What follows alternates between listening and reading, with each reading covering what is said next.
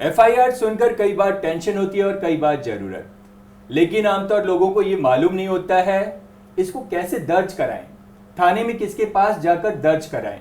और आज हम आवाज लीगल अड्डा पर इसी पर बात करेंगे और हमारे साथ हैं एडिशनल डीसीपी सेंट्रल डिस्ट्रिक्ट के सचिन शर्मा जी। अजय सर, हमने देखा है कि आम आदमी पुलिस स्टेशन जाता है और कई बार उसकी एफआईआर दर्ज नहीं होती है, तो ऐसी सिचुएशन में क्या करना चाहिए? वो आम आदमी को कहाँ जाना चाहिए, किसके पास कंप्लेंट करनी चाहिए अपनी? देखिए, एफआईआर अगर पुलिस स्टेशन में नहीं हो रही है तो पुलिस स्टेशन को हेड करता है एक स्टेशन हाउस ऑफिसर, और पुलिस एक्ट में जो यूजुअल पावर्स हैं वो स्टेशन हाउस ऑफिसर के पास है। लेकिन स्टेशन हाउस ऑफिसर के ऊपर आप देखेंगे कि एक सब डिवीज़न पुलिस ऑफिसर होता है और उसके ऊपर एक डिस्ट्रिक्ट का एसपी या डिस्ट्रिक्ट का डीसीपी होता है।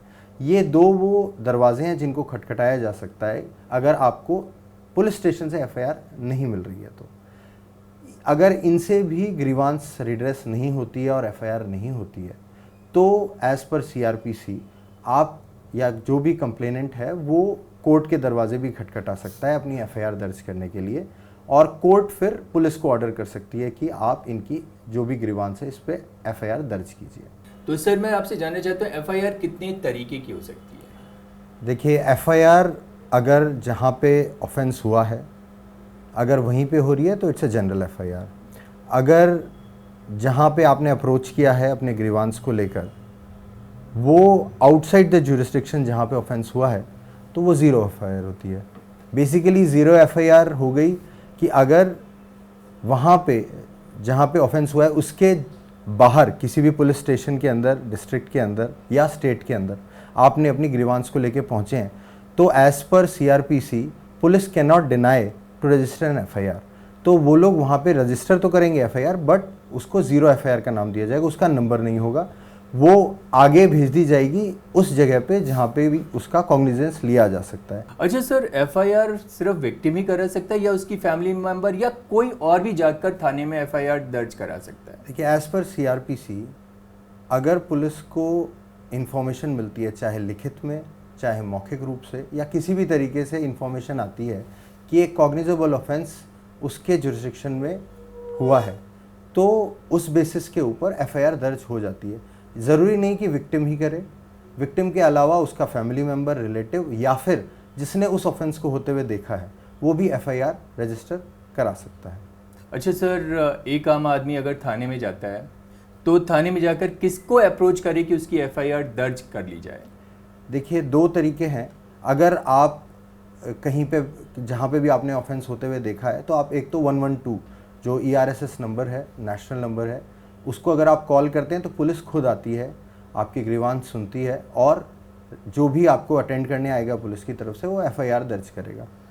अगर आप पुलिस स्टेशन जाते हैं इन्फॉर्मेशन के साथ तो आप अप्रोच करते हैं डीओ को, जो कि ड्यूटी ऑफिसर होता है। पहले आप उसको बताएंगे और फिर अकॉर्डिंगली आपको एक ईओ आईओ असाइन होगा और फिर वो आपकी एफआईआर का प्रोसेस इनिशिएट करेगा।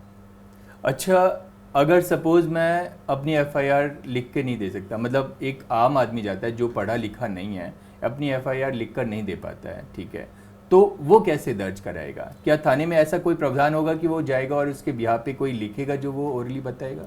बिल्कुल, जैसा मैंने आपको बताया कि इन्फॉर्मेशन किसी भी तरह की हो सकती है। अगर पुलिस को अप्रोच करता है कोई भी आदमी और वो ओरली अपनी ग्रीवांस जो भी इंसिडेंट है या जो भी हुआ है उसको बताता है, तो वहाँ पे जो भी आईओ आपका असाइन होता है वो उसको राइट डाउन करेगा, क्योंकि एफआईआर एक रिटन डॉक्यूमेंट है। तो पहले उस कंप्लेंट को लिखेगा, जो भी बताएगा जो कंप्लेनेंट है उसको, उसके बाद फिर उसके ऊपर वो उसको पढ़ के सुनाएगा और फिर उसके ऊपर या तो उसके जो भी उसके डिटेल्स है वो लिखेगा और उसके बेसिस पे एफआईआर हो जाएगी। उसको पढ़ा लिखा होना या उसको कोई कंप्लेंट लिख के ले जाने की एसेंशियल कोई भी कंडीशन नहीं है। सर, आजकल साइबर क्राइम या साइबर फ्रॉड बहुत होता है सर, तो साइबर क्राइम या साइबर फ्रॉड के उसमें एफआईआर कैसे दर्ज कोई करा सकता है? देखिए, अगर कोई नॉर्मल ऑफेंस हो रहा है तो उसका जुरिसडिक्शन समझना बहुत आसान होता है कि ऑफेंस हो रहा है एक पर्टिकुलर जगह पे हुआ और उसके एक जुरिसडिक्शन होता है। जैसा कि आप समझ सकते हैं कि साइबर स्पेस जो है वो एक अनडिफाइंड स्पेस है, एक वर्चुअल स्पेस है। उसकी कोई जुरिस्डिक्शन डिफाइन होना सर्टेनली पॉसिबल नहीं है कि वो किस जगह पे हुआ है, क्योंकि अगर लेट्स से कोई फ्रॉड हो रहा है तो जहाँ से मनी डिडक्ट हो रहा है वो ब्रांच, वो बैंक कहीं हो सकता है, जिसके अकाउंट में वो डेबिट क्रेडिट हो रहा है वो दूसरी जगह हो सकता है, जो जिसका अकाउंट होल्डर है वो कहीं और हो सकता है, जो ये पूरा ऑफेंस कर रहा है वो हो सकता है हिंदुस्तान में नहीं तो बाहर हो।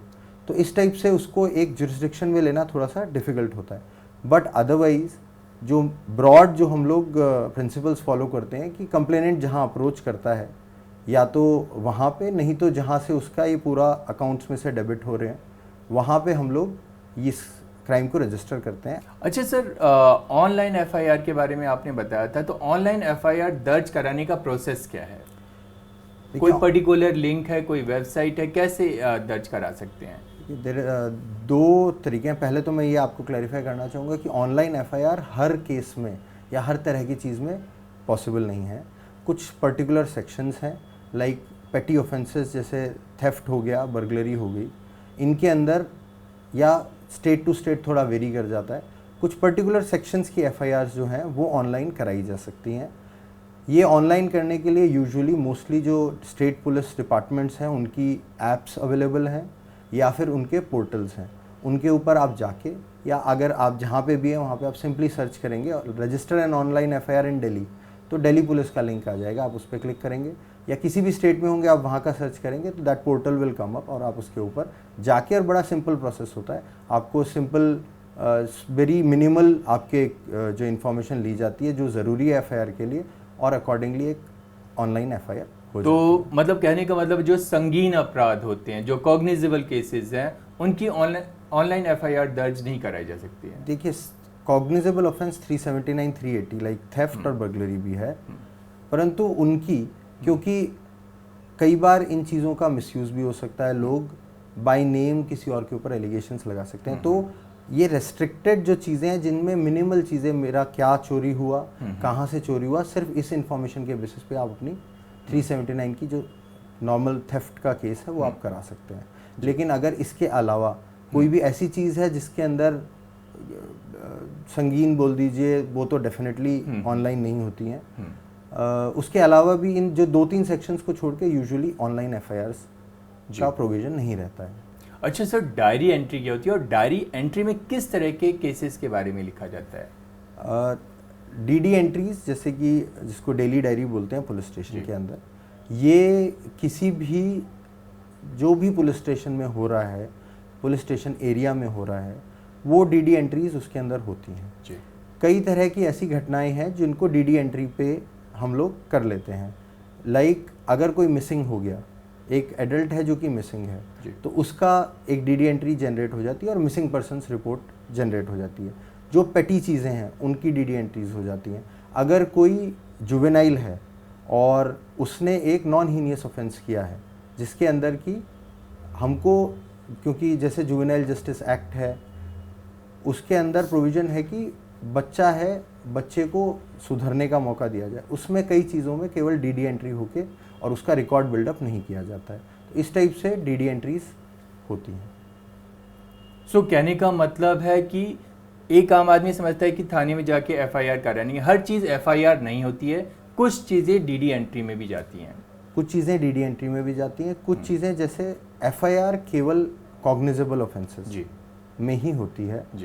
जो कॉग्निजेबल ऑफेंसेस नहीं है, अगर आप आईपीसी में देखेंगे और सीआरपीसी से कोलेट करेंगे तो कुछ अपराधों को संज्ञेय अपराध मतलब कॉग्निजेबल ऑफेंस की श्रेणी में रखा हुआ है, कुछ अपराधों को नॉन कॉग्निजेबल या असंज्ञेय अपराध भी रखा हुआ है। तो जो असंज्ञेय है उनके अंदर एनसीआर रिपोर्ट होती है, नॉन कॉग्निजेबल रिपोर्ट, उसमें एफआईआर में कन्वर्ट नहीं होता है। सर, एफआईआर के बारे में इतनी महत्वपूर्ण जानकारियां देने के लिए आपका धन्यवाद।